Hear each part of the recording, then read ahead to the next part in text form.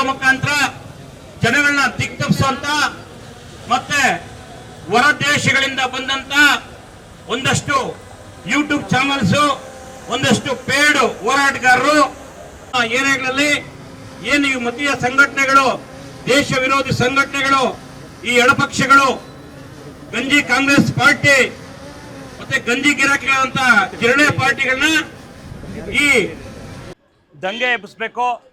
ಮೋದಿಯವರು ಕೈ ವೀಕ್ ಮಾಡಬೇಕು. ಇವತ್ತೇನು ಶ್ರೀಲಂಕಾ, ಬಾಂಗ್ಲಾದೇಶ, ನೇಪಾಳದಲ್ಲಿ ದಂಗೆ ಎಬ್ಬಿಸೋ ಥರ ಇಲ್ಲಿ ದಂಗೆ ಎಬ್ಬಿಸಬೇಕು, ಅರಾಜಕತೆ ಸೃಷ್ಟಿ ಮಾಡಬೇಕನ್ನೋ ಒಂದೇ ಒಂದು ಉದ್ದೇಶದಿಂದ ನೀಟ್ ಹೆಸರಲ್ಲಿ ನಡೀತಾ ಇರುವಂಥ ಈ ಒಂದು ದಂಗೆಗೆ ಕಾರಣಕರ್ತರಾದಂಥ ಕಾಕ್ರೋಚ್ ಪಾರ್ಟಿ, ಕಾಂಗ್ರೆಸ್ಸು, ಎಡಪಕ್ಷಗಳು, ಕಜಕಿಸ್ತಾನದ ಹೋರಾಟಗಾರರು ಎಲ್ಲ ಸೇರಿ ಇವತ್ತು ಏನು ಮೋದಿಯವರ ಏನು ವಿಶ್ವಗುರು ನಡೆ ಇದೆ, ಪ್ರಪಂಚ ಇವತ್ತು ಭಾರತದ ಅಭಿವೃದ್ಧಿನ ಅವಲಂಬಿಸ್ತಾ ಇದೆ.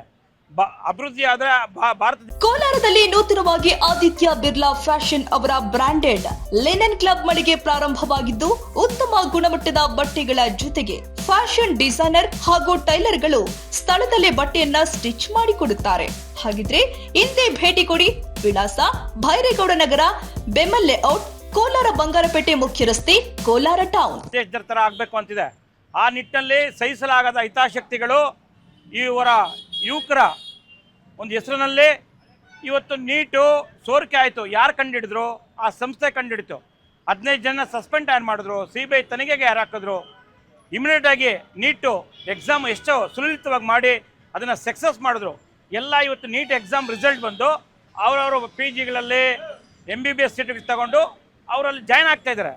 ಇವರು ಏನು ಕಾಕ್ತಾಲಿಯನೋ ಏನೋ ಗೊತ್ತಿಲ್ಲ, ಇವರು ಯಾವುದೇ ರೀತಿಯಲ್ಲಿ ಮೋದಿನ ವೀಕ್ ಮಾಡೋಕ್ಕಾಗಲ್ಲ.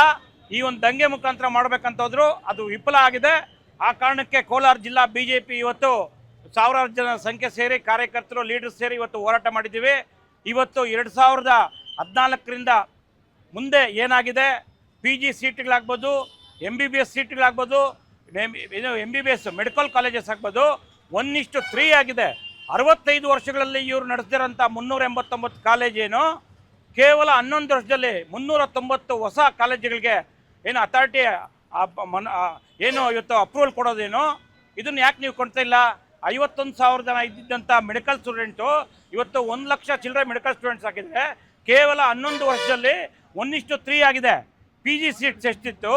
31,000 ಇತ್ತು, 1 ಲಕ್ಷ ಚಿಲ್ಲರೆ ಆಗಿದೆ. ಮೆಡಿಕಲ್ ಕಾಲೇಜ್ 387 ಇತ್ತು, ಇವತ್ತು 700 ಚಿಲ್ಲರೆ ಆಗಿದೆ. 65 ವರ್ಷಗಳಿಗೆ ಅರ್ಧ, 11 ವರ್ಷಗಳಲ್ಲೇ 1:2. ಇದೆಲ್ಲ ಯುವಕರ ಬಗ್ಗೆ, ವಿದ್ಯಾರ್ಥಿಗಳ ಬಗ್ಗೆ ಕಾಳಜಿ ಅಲ್ವಾ? ಎಲ್ಲ ಕ್ಷೇತ್ರದಲ್ಲಿ ಕೂಡ ಮೋದಿಯವರದ್ದು ಅಭಿವೃದ್ಧಿ ಕೆಲಸಗಳು ಮಾಡ್ತಾ ಇದ್ದಾರೆ. ಅದನ್ನು ಸಹಿಸದಂಥ ಪಟ್ಟಪತ್ರ ಹಿತಾಸಕ್ತಿಗಳ ನಡೆ ಇದು.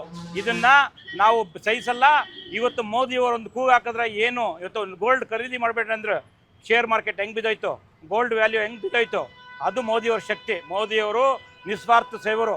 ಮೋದಿ ಇದ್ದರೆ ನಾವು ಚೆನ್ನಾಗಿರ್ತೀರಿ. ಆ ಕಾರಣಕ್ಕೆ ಇವತ್ತು ವಿದೇಶದಿಂದ ಬಂದಂಥ ಫಂಡ್ಗಳನ್ನ ಬಳಸಿ ನಮ್ಮ ಮೇಲೆ ಎತ್ತುಕಟ್ಟಕ್ಕೆ ಕುಚೋದ್ಯ ಮಾಡ್ತಿದ್ದಾರೆ. ಅದನ್ನು ಸಹಿಸಲ್ಲ. ಈ ರೀತಿ ಇದು ಒಂದು ಟೆಸ್ಟ್ ಮಾತ್ರನೇ. ಮುಂದಿನ ದಿವಸಗಳು ಈ ಥರ ಕುಚೋದ್ಯಗಳು, ದಬ್ಬಾಳಿಕೆಗಳ ತಕ್ಕದಂಥ ಉತ್ತರ ಕೊಡ್ತೀರಿ. ಕೋಲಾರದಲ್ಲಿ ಕೂಡ ಒಂದು ಏನು ಕಾಂಗ್ರೆಸ್ ಆಗ್ಬೋದು, NSC ಹೆಸರಲ್ಲಿ ಕೆಲವು ಕಾಲೇಜುಗಳಿಗೆ ಈಗಾಗಲೇ ನಾವು DC ಹತ್ರ ಹೋಗ್ತಾ ಇದ್ರಿ. ಯಾರು ಮಕ್ಕಳನ್ನ ಈ ಕಾಂಗ್ರೆಸ್ ಪಕ್ಷಕ್ಕೆ NSC ಕಳಿಸಿದ್ರೆ ಆ ಕಾಲೇಜುಗಳನ್ನ ಮಾನ್ಯತೆ ರದ್ದು ಮಾಡಬೇಕನ್ನೋದು ನಮ್ಮದು ಇವತ್ತು ಹೋರಾಟ ಇದೆ. ಆ ಕಾರಣಕ್ಕೆ ನಾವು ಹೋಗ್ತಾ ಇದ್ದೀರಿ. ಮುಂದಿನ ದಿವಸಗಳೇ ಎಲ್ಲದಕ್ಕೂ ತಕ್ಕದಂಥ ಉತ್ತರ ನಾವು ಕೊಡ್ತೀವಿ ಅಂತ ಈ ಮೂಲಕ ಅವ್ರಿಗೆ ಎಚ್ಚರಿಸ್ತಾ ಇದ್ದೀನಿ. ಧನ್ಯವಾದಗಳು.